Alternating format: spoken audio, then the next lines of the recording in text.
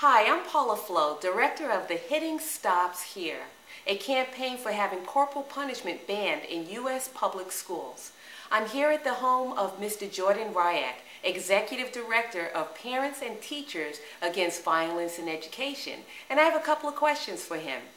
Jordan, how do you respond to parents who say, when my kid gets out of line, I give him a good spanking. If I don't, he could get into big trouble later?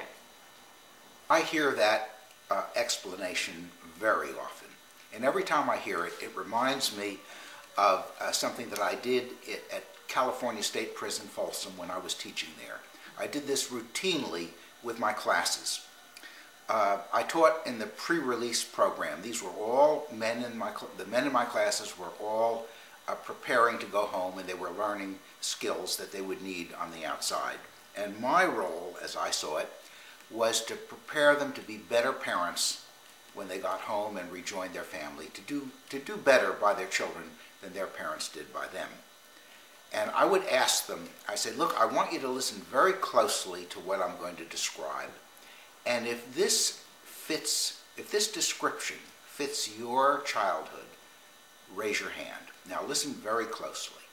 If you knew as a child that your body was your own personal property, that nobody had the right to hit you, slap you, spank you, switch you, belt you, beat you, punch you. Nobody, not parents, grandparents, neighbors, older brothers or sisters, babysitters, nobody. You knew that you were safe. If you grew up in a family like that, raise your hand. And I'd be looking out over a class of 60 men, and they'd be looking at me, and we're all waiting for a hand to go up. I repeated this little test in many of the classes, and the results were always the same. Wow, so those spankings didn't keep them out of prison, huh? Well, I have another question for you, Jordan.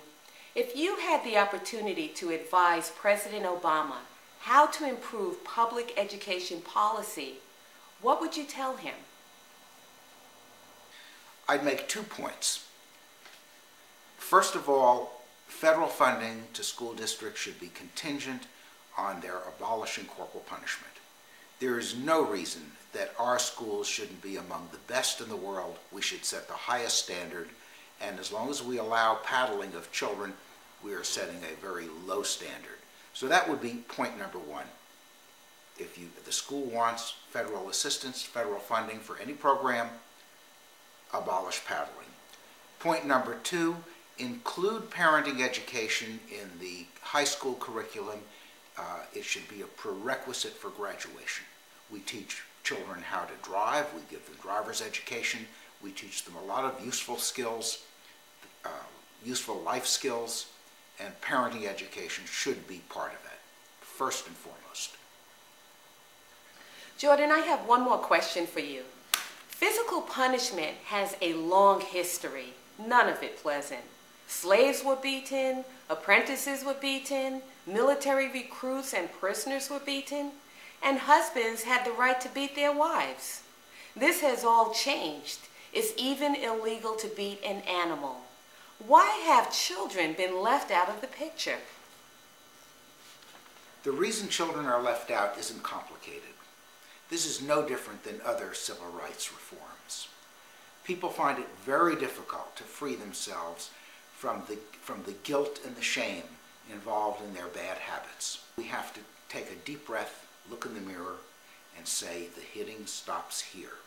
It's wrong, it's always been wrong, and there's no way to justify it. In the words of Alice Miller, we can't free ourselves from an evil until we name it and judge it as evil. Thank you very much, Jordan. Can we do this again? Sure, be a pleasure. All right. Thank you.